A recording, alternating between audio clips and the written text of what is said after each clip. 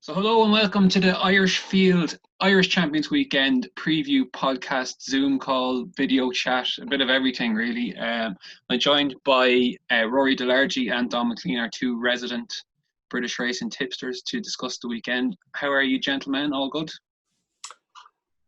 Good, thanks Ronan. Yeah. A hell of a weekend ahead, both sides of the Irish Sea and a little bit on the far side of the English Channel as well. So yeah, plenty to look forward to.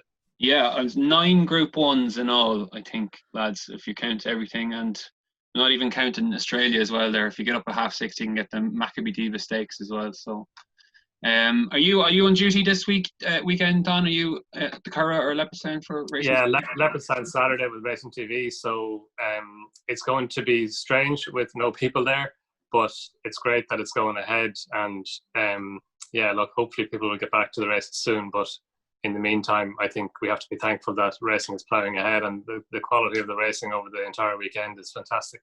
What's it like? Just, you've been racing a lot of times, I guess. What's the atmosphere on course like? Yeah, it's odd, Ronan. Really, kind of. I suppose it's at its most stark at the big meetings. Like the Galway Festival really was the one where it hit home most strongly. You know, you're used to Galway being full of everything, people and crack and noise. And to be able to, like, you could hear the horses running. Like, we're about 100 yards from the race course, our presentation stand, and you could hear the horses running past. You could hear them jumping the hurdle past the stands. And yeah, it felt weird, but underlying all of it is the fact that racing is going ahead. Yeah, for sure.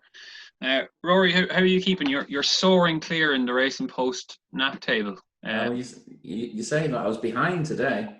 Oh, are you? Okay. Yeah. A lot of people sending me messages saying, "Oh, you're never going to be caught now." But young Carl Headley, he's landed a big winner, banging in big price winners over the last couple of weeks, and he had a 10-1 winner at Doncaster in the first race today, and that put him 44 pence ahead of me. Oh. So I needed my nap to win to get back to the front, but thankfully, Andrea Atzeni came to the rescue. But so you're back in front again? Yeah, but it's a very, very tight thing at the moment. So it's a lot of people are very premature about it, you know, and it doesn't help when you've got a month and a half to go and you need to keep banging winners in. Yeah. But it's been a real experience. Yeah, excellent. Brilliant stuff. Right, well, let's get started then, lads. I should mention that we were trying to get Charlie Appleby on this preview, but they're still making a decision about Gaiath with regard to the Irish Champions Stakes. So Charlie's not going to come on and talk about the race when it's not 100% yet. So I guess that does have a play on the Irish Champions Stakes, but I think it's 90% sure that he's going to come over. They just want to confirm everything with Sheikh Mohammed and all that, but let's assume that Gaiath does run. Donn, obviously, we can be in danger sometimes of overanalyzing things, but he surely is the one to beat here, and has just gone from strength to strength this year. Is that the way you kind of see it, or would you take him on with anything in particular? No, that's exactly the way I see it, Ronan. It is hard to see a case against him. Like, I suppose his run in the Arc de Triomphe last year made you think that he's a horse who is not guaranteed to give his running, but this year he's been fantastic. Like his all 3 wins this year have been very, very good. And last time at York in the Dublin International, he just got into his rhythm out in front. William Buick knows the horse very well now, and he, like, I suppose early in the home straight when he came towards the near side, it kind of looked like Magical or Lord North were getting to him a little bit, but actually they weren't, and William Buick was just nursing him, and he kicked on again. But yeah, look, it'd be great if he comes. Hopefully, fingers crossed, he does come, because it's a great fill-up for the race. Like, it's the race for him. You would have thought, even after he won the last day at York, 10 furlongs at Leopardstown, you'd think that's going to be more to his play more to his strengths than an Arc over a mile and a half. But if you, like, with him and Magical and Sass coming over from France as well, and maybe Lord North as well, we're not sure if he's going to come or not at this stage. So it's shaping up to be a hell of a race. But yeah, like, I from a betting perspective, I think it's very difficult to find an angle to take on Gaiath with. Sure, yeah, shade of odds on now, Guy, which also suggests that he could be coming, I guess. Rory, like, I don't know if you'd subscribe to the kind of home field advantage thing with regards to Magical. Not only that, obviously she's won here, she's won the Irish Champions Stakes here last year over the course and distance, obviously, but there's also the kind of factor of the other Ballydoyle runners, which is, without getting into anything controversial which has been brought up this season, but it is worth kind of talking about with regards to this race, with regards to Guide. Will one of the Ballydoyle runners go up and hassle him or something like that? Do you see like anything of that being problematic? Yeah, well, it's a possibility that will happen. But if you watched his races this season, it's easy to characterise a Gaiath as being a very one-dimensional front runner, but he's not really. I mean, if you watch the full extent of his races this season, you'll see that he hasn't had to lead from flagfall. If something else bounces out in front of him, he's perfectly happy to take a lead for a while, and he's just got such a destructive stride that, you know, at some stage he's got to go on. If something wanted to go really hard in front of him, you'd nearly need a sprinter to lead him, to be perfectly honest. But from what we've seen this season, it doesn't put him off his stride. The issue with him last year, it seemed to me, was that he was running such huge races that he was taking a lot out of himself. And you listen to Charlie Appleby talk, you know, he said he wouldn't eat up when he got home. He was very, very quiet after his races. And the difficulty then was being able to build him up to his next target. And when you've got a Group 1 horse, you know, you can't simply wait for them to come right to run in the races that you want them to. You're under pressure to get them there for the big races. And the Arc was obviously going to be the race for him last year. And he was hugely impressive in Germany before he went there. And I've watched that race back again, and you know, his wins are faultless. When he's been beaten, it's because he hasn't been himself. And again, the story is that he's just very, very hard on himself in his work and in his races. Whereas this year, he's taken his racing an awful lot better.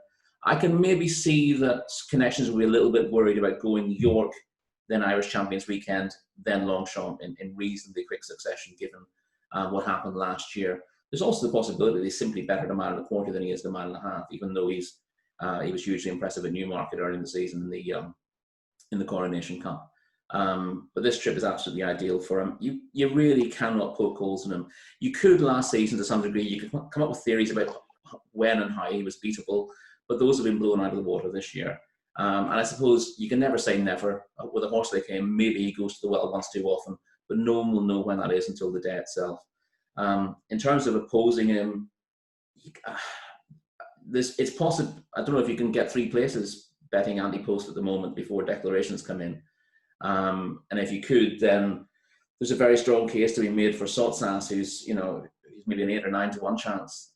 That's probably too big in terms of his best form and also his run style, because he won't go head to head with Gaiath. So he won't. He's unlikely to be battered by the favourite, if you see what I mean. And he can run on past beaten horses. He's got a good turn of foot at the end of his races. So I could see him running on into a place. And obviously, if you are backing him anti-post now and Connections of Gaiath decides unexpectedly not to go, then you're clearly getting value.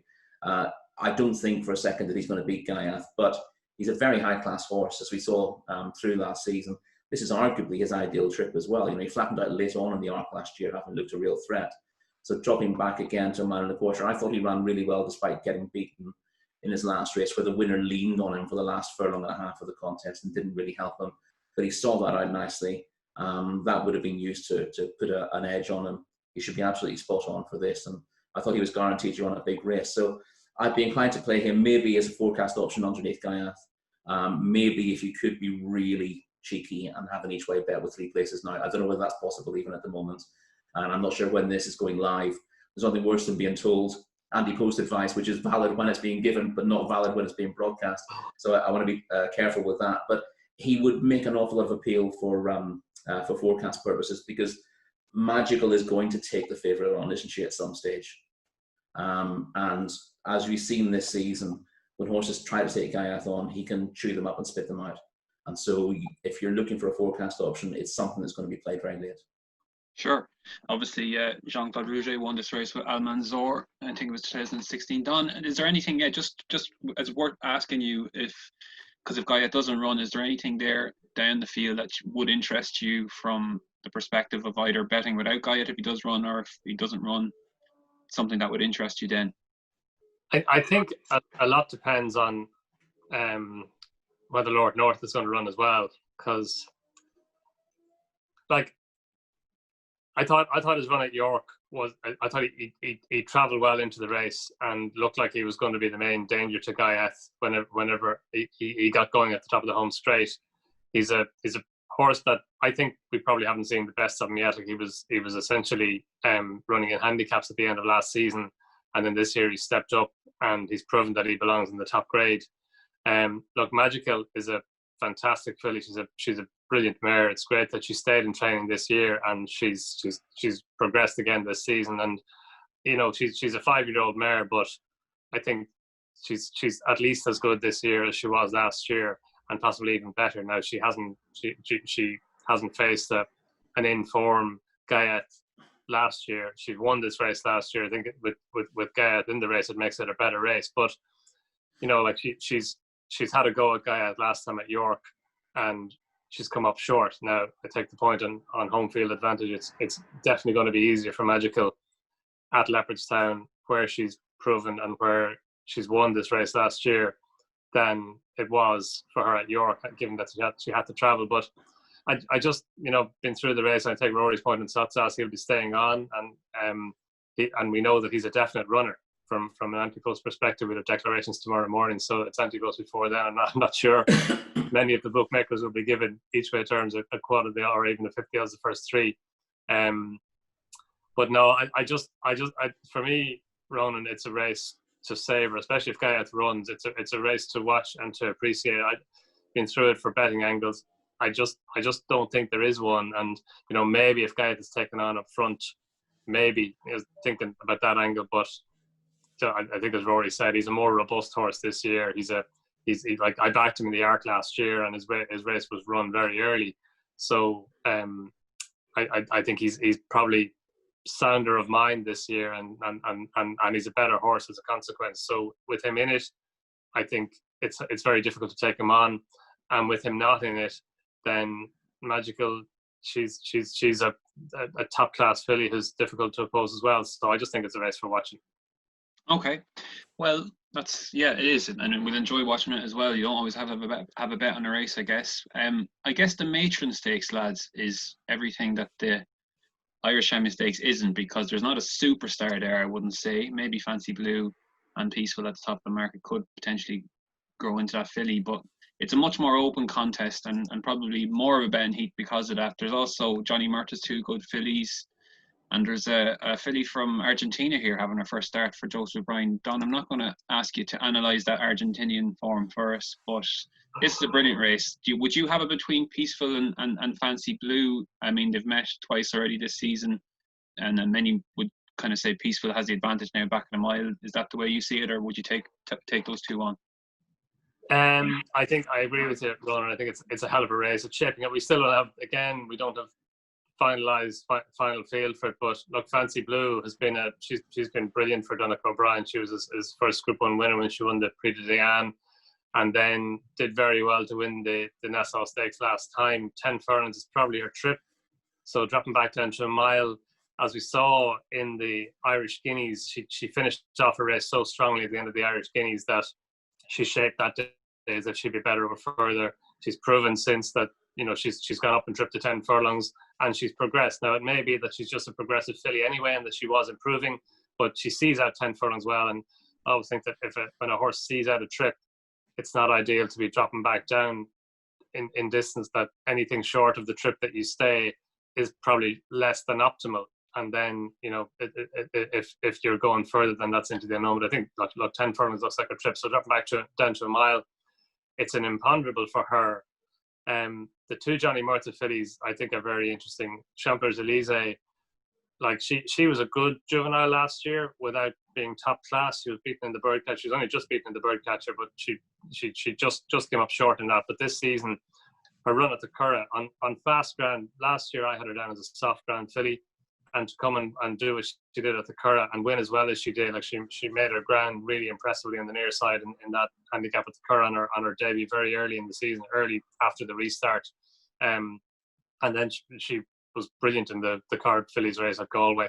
And then I suppose in the Ferry Bridge Stakes last time, she had to probably step forward again. It was a very good filly of Paddy Toomey's that she beat into second place, and the two of them pulled nicely clear. And I suppose she had to go and win that if she was going to book her place in the Matron Stakes. But Johnny Murtagh, just down with him earlier on, he said that he put her in the Matron Stakes before that. There was a supplementary stage that after Galway, when he was thinking that she could make up into a Matron Stakes filly. And look, that was a Group 3 race, the Ferry Bridge Stakes. She won it well. She beat Pearls Galore well. The two of them pulled clear. So she fully deserves a place in a Group 1.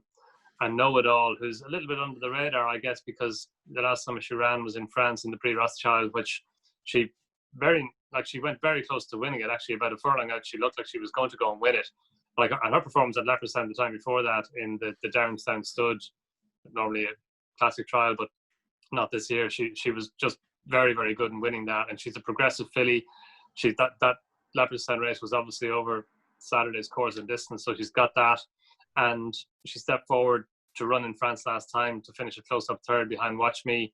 And she's a fairly likely race filly. There's every chance she can step forward again. She's that type of filly. She's a robust filly who should progress as she continues to grow and gain experience. So I think at a bit of a price, and she's definitely on track for the race. Johnny Murtagh said the two of them are going. So she's a definite confirmed runner at this stage, and a definite intended runner. So yeah, I think she's interesting at a little bit of a price. Yeah, excellent. I was really taken with Champers Elysees at Galway as well. I think she was due to be sold, wasn't she, Donn? And she was, yeah. She they had to back off her a bit, I think Johnny said, which was quite interesting. And then wasn't really expecting her that sort of performance to go, and she absolutely bolted up. So yeah, two very interesting fillies. Rory, what did you think of the race, or what did you make of it as a whole? Obviously, we're not completely 100% on what's running, I suppose, this time, but if everything kind of shows up here, what would you like? Yeah, it looks like all the major contenders are liable to turn up, and it looks a very strong race in terms of depth.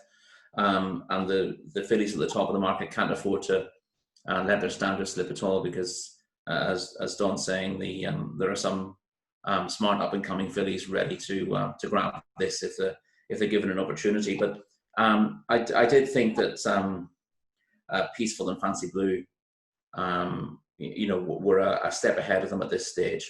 The Prix de Diane was a very, very good race, and I think it's the key to this contest. Obviously, that's over an extended mile and a quarter, and we're dropping back to a mile. We know how good Fancy Blue is because she's stepped up on that again when she went to Goodwood.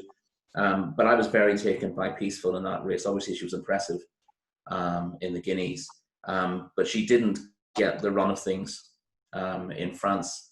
I thought she took a really fierce grip behind the leaders that day. Didn't get the clearest of runs. I think Shamey was desperately trying to make sure she settled, which wasn't the easiest thing to do. And she let the front two get a little bit of a jump on her. But I thought she quickened really well to get in contention. She looked as likely a winner as anything, with 100 yards to run. And I think she just flattened out in the last 100 yards, as if the trip stretched her. And on pedigree, she's well worth trying at the trip, and she may well stay the trip perfectly well another day. But my impression with her that day was that dropping back to a mile would suit her very well. I think Fancy Blue will still run really well back at a mile, but off the two of them, there was very, very little to choose between them on the day. Peaceful was still very lightly raced, unexposed, and I thought the drop back to a mile would suit her down to the ground. So I'd make her favourite for the race. You get 9 to 4 or 5 to 2, I suppose. So I think that's fair enough, to be honest. Admitting what Donn says, that there's a lot of depth to this contest, and if either of them are just a few pounds short of their very best, then they're there to be shot at. Excellent. Yeah, we'll go over to Doncaster, gentlemen, for the St. Leger. It's at 3:35 on Saturday, and it's another kind of open race. This Group 1, you're looking at 3-1. The top two in the market here, Pile Driver and Santiago.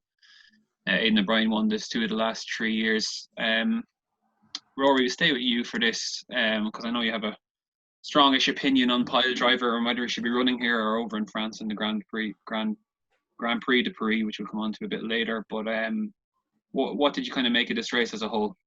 I think it's a really good looking race on paper. It's something to look forward to. There's still a lot of questions to be answered in terms of the pecking order for the 3-year-olds, and you've got a number of unexposed and improving horses going into this. So it's sometimes you go into the Ledger and the season feels like it's almost over. They say there's an old saying that winter starts when the last horse in the Ledger crosses the line. It comes on the tail of the last horse in the Ledger. It doesn't feel like that this season. It feels like we're really just getting warmed up because of the late start. And as a result, there's still a lot to be settled. And that makes this race more exciting than sometimes it can be. Pile Driver on form is the best horse in the race. And he was impressive in the Voltigeur last time out. And of course, he was giving weight away because he had a penalty for winning the Ascot Derby. And given the strength of that field on paper, I thought it was a very impressive performance. But for me, it wasn't the performance of a stayer. And the immediate reaction of Willie Muir when he was interviewed after the race, as I had to write it up for the field, was that, this horse has got a lot of gears. He could go for the St. Ledger, but, he's not slow at all. And his immediate reaction was Grand Prix de Paris, which he was entered in as a way of getting into the Arc. Because obviously the Grand Prix de Paris would be a win and you're in for the Arc, because he's not entered for that contest.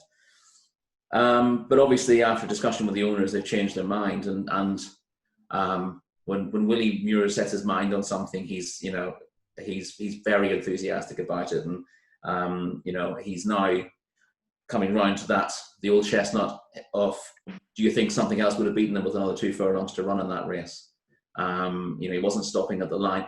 I hate that argument, to be perfectly honest. I mean, you don't want to be stopping at the line over any trip, and it doesn't mean you want any further as a result. It wasn't like he was just getting going as the line loomed. He showed a really good turn of foot to sweep past his field that day in a race that was run, in fairness, it was run at a true-ish pace, but he didn't outstay his rivals. He outclassed them and outspeeded them. It would be a tremendous story if he won.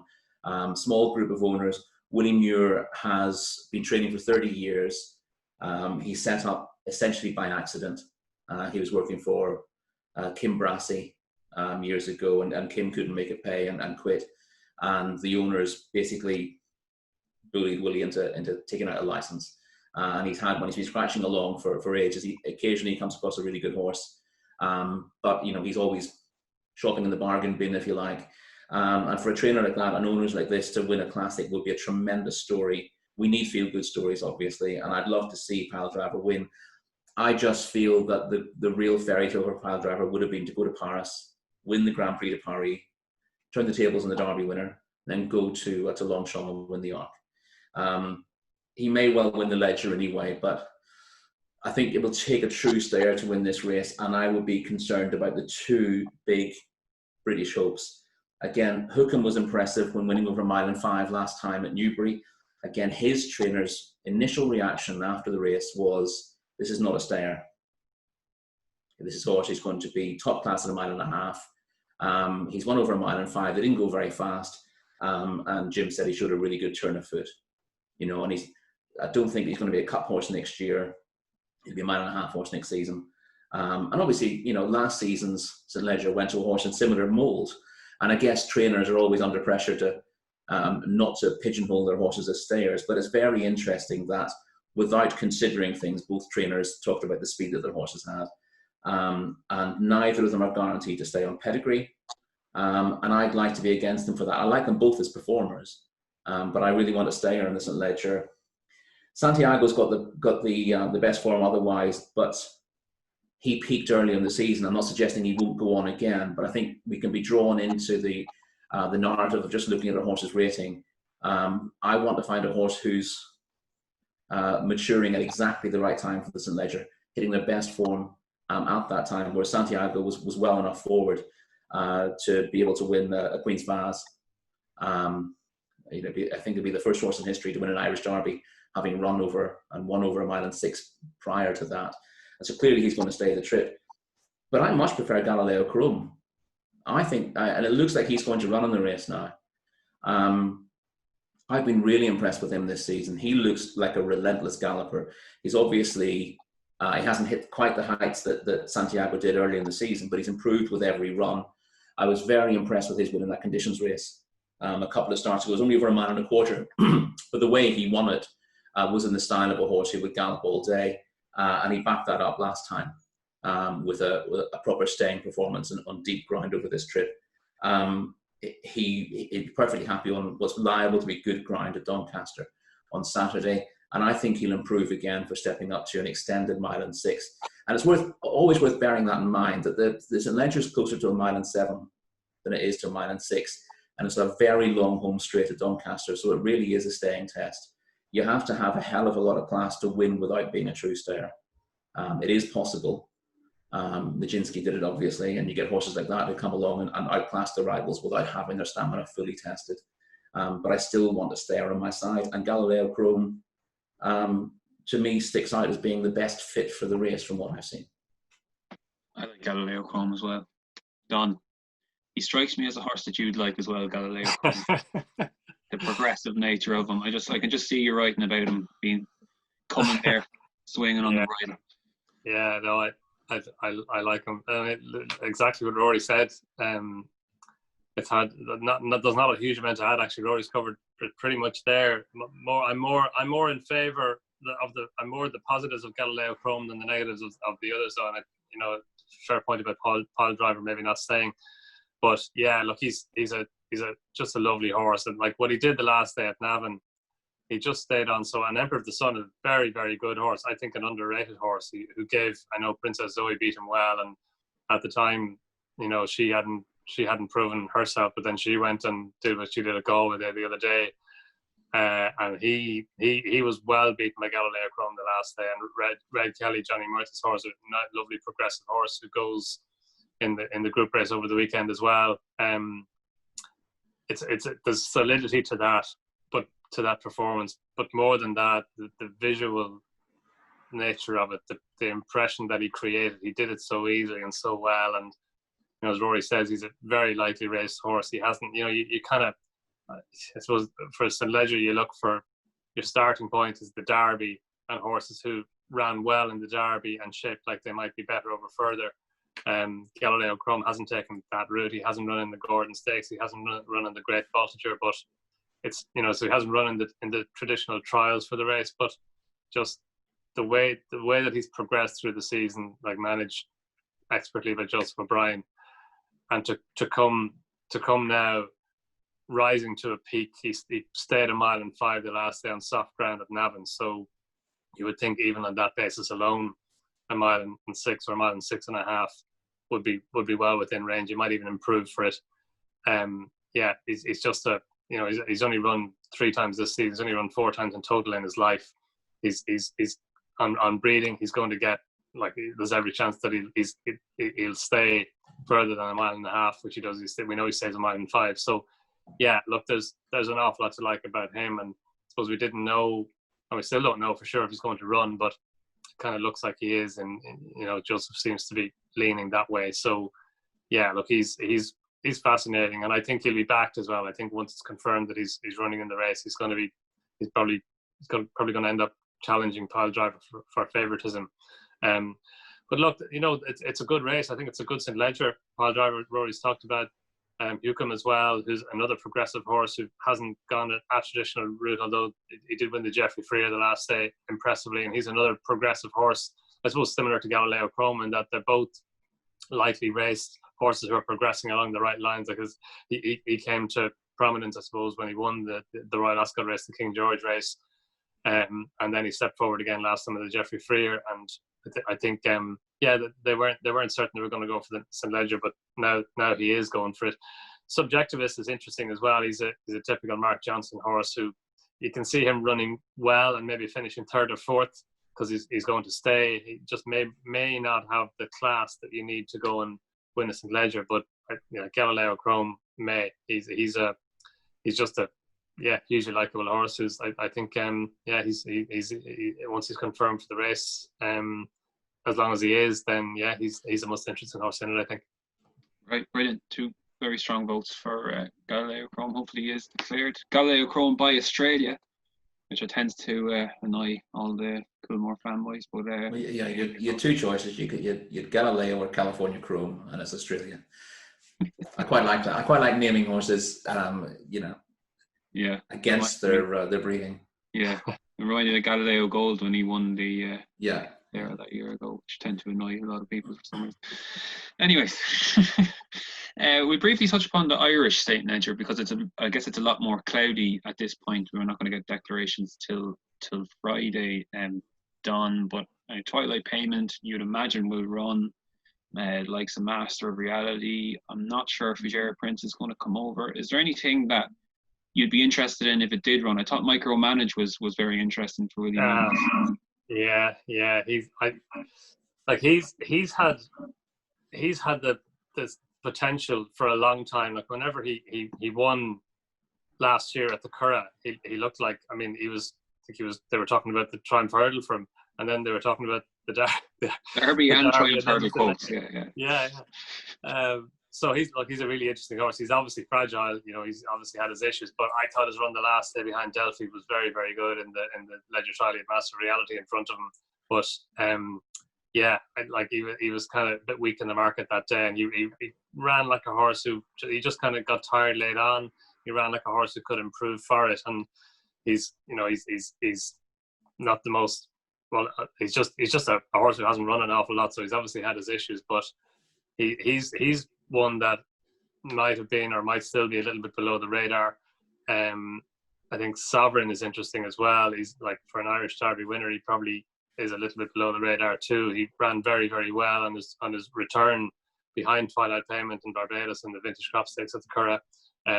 He was held up that day. He was a bit keen, but he finished off his race well. That was over 1.6 miles, the Irish St. Ledger course and distance. So the last day against Enable, he set the pace, and Enable beat him well, but it probably wasn't really a step forward from the Curragh run, but at the same time, it was only his second run since he'd won the Irish Derby, so he expected to come forward again, and we know he goes well at the Curragh. So yeah, I think he might be just a little bit underrated, but I think Micromanage is the one that's below the radar. The Search for a Song is back for more, and her performance in winning the race last year was absolutely remarkable. Like, to run as keenly as she did for the first part of the race, and then Chris Hayes allowed her get to the front and figured she might settle better in front, and she did. But even to find as much as she did from the front when Kew Gardens came and challenged her, it was a fantastic performance. She's just been a bit disappointing this year over shorter trips,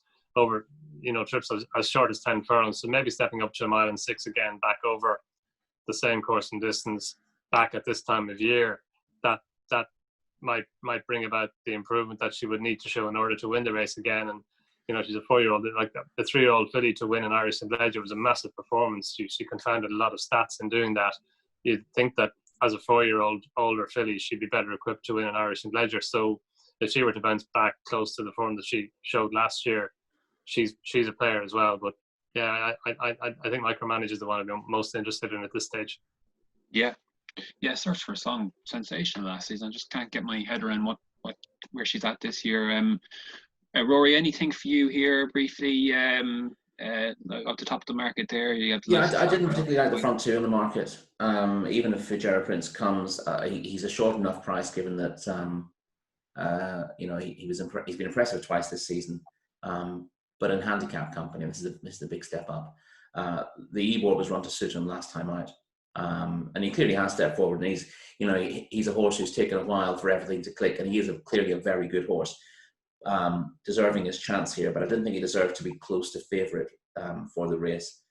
And you can argue that Twilight Payment, who's got an awful lot of solid course and distance form, is a little bit long in the tooth to be starting favourite for this race. I was looking at earlier on, Twilight Payment was just shading favouritism, about 11-4 top price in the market. And given that he was only 7th in the race last year, that's an awfully short. I don't think he's really improved this season. He's very, very consistent.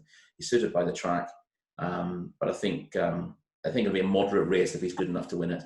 Again, I thought Sovereign was the standout at the prices. He's about a 4-1 shot. He's clearly going to be better ridden aggressively than when held up here on his reappearance. That was his only try at 1.75 miles. The way he won the Irish Derby, you wouldn't really have a massive problem with the trip. I thought he ran okay on the in the King George last time out. It's essentially a match between him and Enable, and no one wins those as a general rule. So it's easy to say, you know, he didn't. You'd come away slightly deflated by that. But yeah, that's the thing about Enable. She just gallops her rivals into the ground as a rule. So he probably needs to step up slightly on that to win. But this is a, you know, by nature, it's a slightly weak Group 1, all things considered.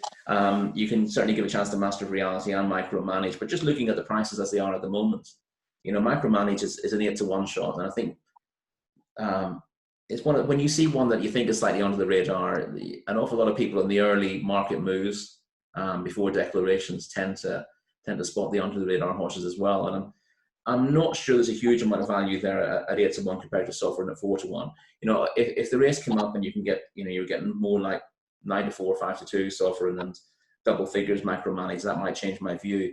And of course, if Sovereign wants to go on and lead here, and last year's winner wants to do the same, then you've potentially got a bit of a tear up. I mean, if my view is last year that all the jockeys took it for granted that this filly, who was pulling ridiculously hard in the early stages of the race, simply couldn't last, so they just let her go. They thought we can ignore that one, and of course when she got to the front she settled, but she ended up building up a big lead without anyone really taking notice of her, and she stole the race as a result. She's clearly very high class, but she's not repeated that this season, or really in her other. It's a standout on her record. Obviously, you know, you look at the race and you think, well, if she can do that when pulling that hard, she must be even better, and yet her record shows that she's not. So I have to be against her. And I think it just comes down to Sovereign looking overpriced for an Irish Derby winner here. Given how he's been sacrificed in some of his races through his career, you know, he showed on his day that he could be very good indeed. I know that, again, if I'm talking about horses being flattered by getting loose of the Curragh, he obviously got loose of the Curragh when he won the Irish Derby as well. So, you know, he might be slightly flattered by that one run, but his body of form is good enough to make him favourite for this race, and I thought he was slightly overpriced. Sure. We could have a Sovereign Serpentine double this weekend. The runaway Derby. Indeed, yeah. Winners. As we just come on quickly to the juvenile races, the Moyglare and Vincent O'Brien National Stakes. Always really good races. Obviously, Love won the Moyglare last season, and Pindatogo the National. Couple them together, Donn. I just thought, like, Pretty Gorgeous is a short price in the Moyglare, taking the debutante route, and I thought the National Stakes was probably a better race. And I'm just wondering why Lucky Vega is below the Ballydoyle and the Godolphin horses in the market. I know it's a premature market now at the moment, but he's surely got the best form in for the National Stakes, hasn't he? Yeah, we have very similar views, Ronan. I fully agree. I thought he should be favourite. Look, Battleground he's Band's first son, and he was very good at Royal Ascot and winning the Chesham. He was very good in the Vintage Stakes last time, so you can understand, you know, he's a fashionable horse, but he's a very good horse, obviously. So you can understand why he's favourite. And the Master of the Seas was good last time at Newmarket as well, and winning the Superlative Stakes, he created a big impression. But yeah, I don't know whether it's maybe the Godolphin, Aidan O'Brien, and then Jessica Harrington training Lucky Vega. Maybe that's why he's a little bit below them in the market, but I don't think he should be. And look, we know Jessica Harrington with flat horses at this stage. She doesn't need to prove herself with flat horses. She's top class. And Lucky Vega, like, he got beaten in the Railway Stakes by Laws of Indices, but I think Laws of Indices is an underrated horse, and I think he's interesting as well in this stepping up in 57 furlongs. But Lucky Vega had an interrupted preparation for that. They expected him to improve from that to the Phoenix Stakes, and he did. Like, his run in the Phoenix Stakes, he was just very, very good. He just showed a turn of foot. He won by 3 or 4 lengths. He won with more in hand than that. He'll possibly improve again from that. And Shane Foley was really, really happy with him. And yeah, he's just a horse who simply is probably still a little bit underrated, despite the fact that he put up that big performance in winning the Phoenix Stakes. And just a note on Laws of Indices, he missed the break in the Phoenix Stakes, and he was behind the body of the field. He did well to finish off as well as he did. He finished 4th.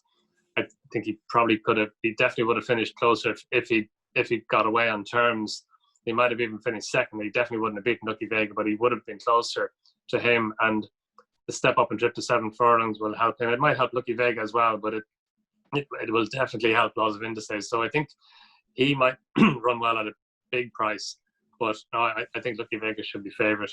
And briefly on the Moigla, yeah, look, Pretty Gorgeous is the debutant winner. That's the route to the Moigla. I just think Teresa Mendoza is interesting. That she was really impressive in winning her maiden, beating Manasib, who went and enhanced the form since. And that race is working out really well. Even the fourth filly, Dame Dandy, Jim Bulger's filly, she won at Galway there the other night. So that was strong form. And okay, she got beaten last time in the Round Tower Stakes, but the ground was very heavy that day, and it wouldn't have suited her, and she showed a good turn of foot. So I think back on better ground, she could be the one of interest in the Moigla, albeit the Pretty Gorgeous is going to take a lot of beating. Excellent. Rory, anything for you in either race? Donn mentioned Ken Condon, who's had a sensational year. Really, he's obviously Miss Amulet got bought today by Michael Tabor as well, which is another coup for them. Yep. She goes for the Sheevely Park, but he's got entries in both races. Was there anything else other in the Moigla or the National Stakes that kind of caught your eye from a betting perspective? Maybe? Yeah, no, Pretty Gorgeous was a massive standout in the Moigla. I don't really like getting heavily involved betting wise on the 2-year-old races towards the autumn. It's hard to find angles that aren't obvious in the first place, and then it's it's then hard to find why horses will be overpriced. Based on having clear form chances. It happens occasionally, but I didn't really want to be against Pretty Gorgeous. That looks very, very strong form in the debutante, and she should go on again. She still looked green that day, so you'd expect her to improve again, and she's very hard to oppose in the Moigla. And I'm in agreement with you guys on the National Stakes. It's not a race I want to be absolutely adamant about, but if I was pricing it up, I'd be Lucky Vega favourite, and the other two pretty much the same price based on what they've done. They both beat Devious Company last time, and of course Devious Company finished 9th in the Ballyhane Stakes the other day. So it doesn't boost that form. It would be simplistic to say that Lucky Vega is much better based on how that horse ran. Given that Tom Dascombe trains him, his horses have been struggling for form now for quite a while. He was beaten in the sales race at York as well when he was strongly fancied Devious Company. But obviously they're closely tied together. He was second in the Superlative and second in the Vintage as well. My visually Master of the Seas was impressive when he won at Newmarket, but the Superlative Stakes has never been a particularly good character of the future. This one might be a different kettle of fish, but if you look at the winners of the Superlatives over the years, it's not exactly a who's who of horse racing, more a who's that of horse racing. A lot of forgotten names in there. So he'd be bucking a trend if he can win this, but he did look very impressive. I think he looked visually a bit more impressive than Battleground did. Battleground, of course, has the pedigree to keep improving through the autumn and into next season as well. I thought the Chesham was very ordinary form, to be perfectly honest. But that was partly because of where the Chesham came in the season. It came too early for the 7 furlong juveniles to be ready for it. So I couldn't be judging Battleground on that.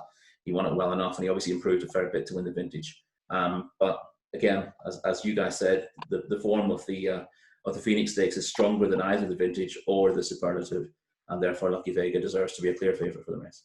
Sure. Well, if you're not adamant on the juvenile races, Rory, I know you do like one in the Flying Five. Step forward and make your case for this double-figured price horse.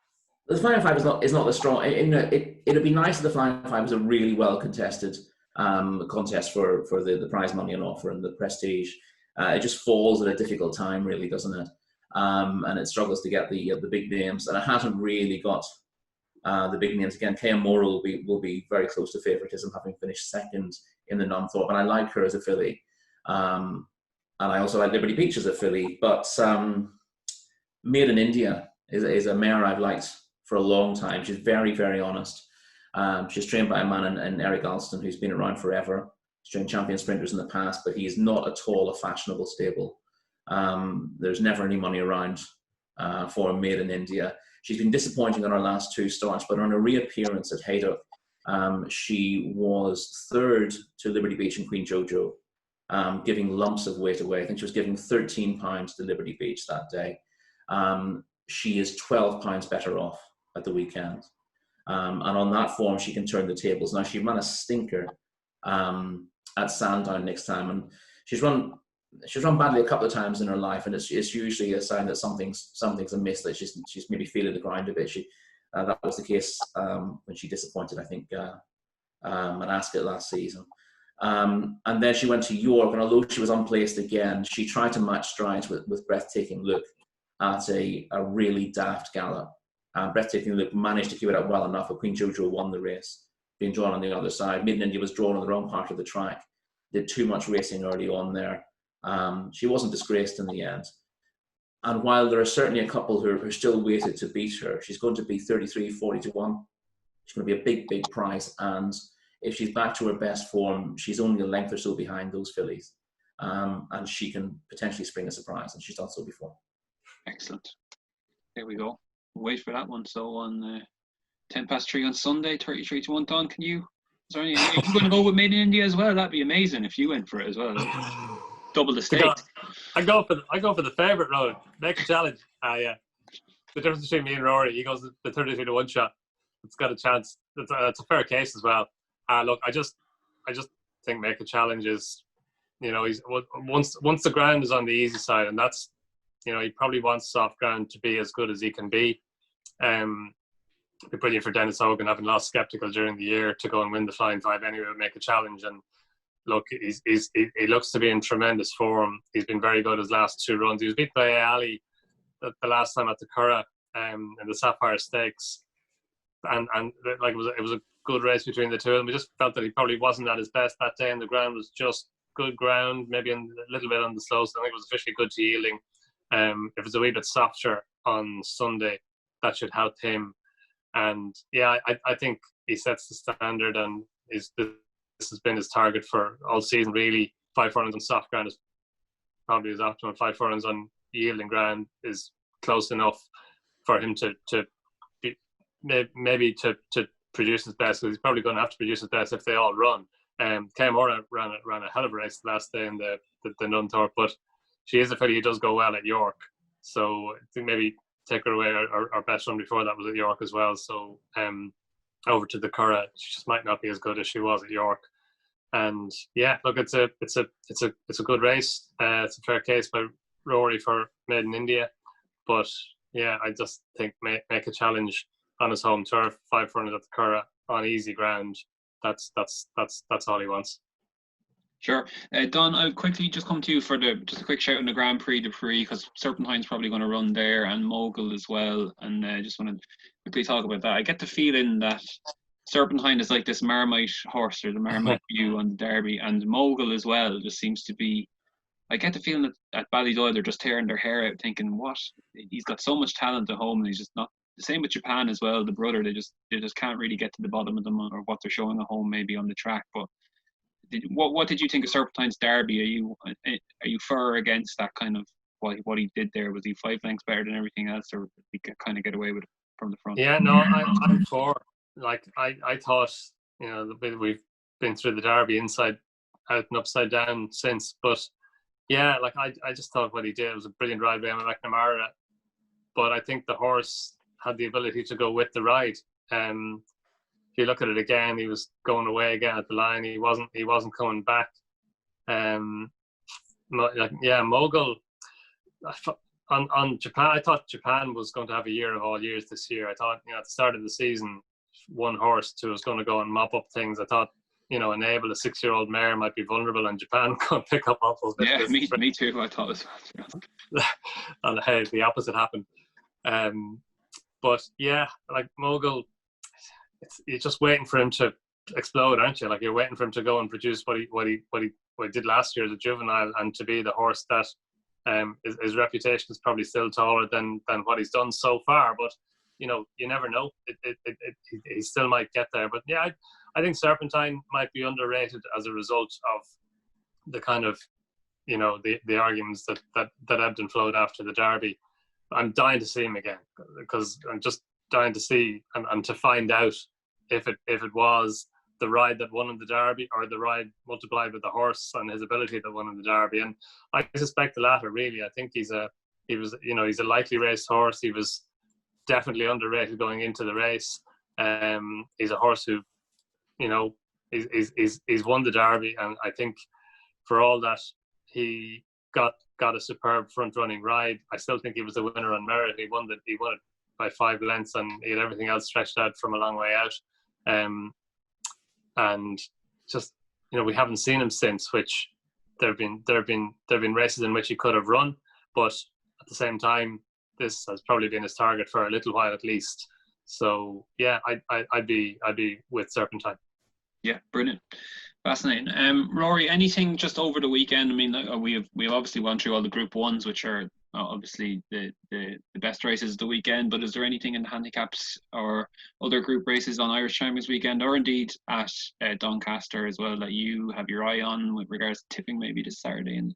I'm going to forget the name of the horse, and it probably doesn't qualify for the race anyway. And Donn will remind me. The horse of Gerard Lyons, who was third to Galileo Chrome at Leopardstown, is entered in the Patingo, I think, the 1.5 handicap.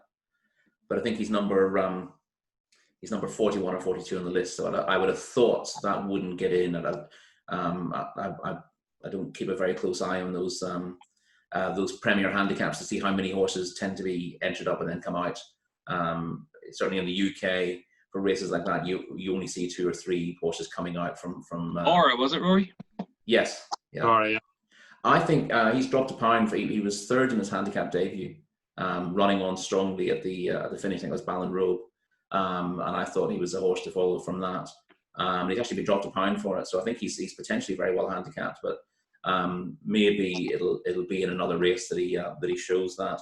And back at Doncaster, we're looking at Friday here. I think Sacred looks one of the best short price bets of the week. About 5-2, I think she is for the Flying Childers. I thought she would win at York last time. She got a real tartar in the end, who you've mentioned already, Ken Condon's filly. But she didn't quite stay the 6 furlongs in the Lowther. She travelled really strongly, got there to win the race, was out-battled, but was clearly just beginning to go backwards at the line. Dropping back to a stiff 5 furlongs will be absolutely perfect for her. The ground will have dried out a little bit by then as well. I thought she looked a really, really strong bet. Brilliant. Donn, anything for you of kind of best of the rest? Anything you're looking out for? I mean, look, so much good racing, isn't there? So many good horses running. I think the Blandford Stakes could turn out to be an interesting race. It depends what runs. But Cayenne Pepper, she's a filly. She hasn't won yet this season, but her runs in the Irish Oaks, and again, last time at Cork in the Give Thanks Stakes, suggest that maybe dropping back down to 10 furlongs could suit her. She's a horse who was held in really high regard last season. I think Shane Foley said that he thought she was the best of the juveniles that Jessica Harrington had last season. That includes Mill Isle and Alpine Star and Albania, and Valeria Massalina as well. So she's in. It's a fair comment when given that she was in that company with all the juvenile fillies at Jessica Harrington, the top class ones that she had last year, and this year's 3-year-olds as well. But Cayenne Pepper, you would have thought that come September you'd have hoped that she'd have won a race, but she has been keeping good company, and her first run was against Magical, and that was her seasonal debut in the Pretty Polly Stakes. She's moved forward from then, but yeah, like 10 furlongs just could be the key to her, and it was probably her stamina that caught her out, definitely in the Irish Oaks, maybe last time as well in the Give Thanks Stakes. So back to 10 furlongs in the Blandford Stakes, that could be the race for her. Yeah, brilliant. Rory, can I push you for a best bet of the weekend, or one now that you're most excited about? I think I will put up Galileo Chrome in the St. Ledger. Donn? I think I'll put up Galileo Chrome in St. Ledger. So I have to go for something else. Yeah, let's go for something else, because then they can do the double. I'll go for Lucky Vega. He's not a massive price, but he's probably still overpriced in the National Stakes. Rock solid, yeah, a good solid double there. I'm not going to make it a treble because it'll just ruin it for everyone then. But a quick reminder, just everyone who's listening and watching, we got a huge edition of the Irish Field this weekend. We obviously all the Irish Champions Weekend previews, and we have Donn, obviously, and Rory back when they'll have declarations, obviously, to do all their tipping on Saturday for the Doncaster meeting and all the rest of the British racing. We have a huge 8-page racing behind the scenes feature, really good stuff in there. And for all the jumps fans, The big interview is Noel and Valerie Moran, who are big investors into the game, and a lot of nice horses with Gordon Elliott this year. I was down there earlier in the week, and we have Owen Ward back for the point preview. So huge edition this week, everyone. Guys, I really want to say thanks a million for coming on and doing the podcast. Hope you punt well during the weekend. Well, it's a great weekend, so looking forward to it.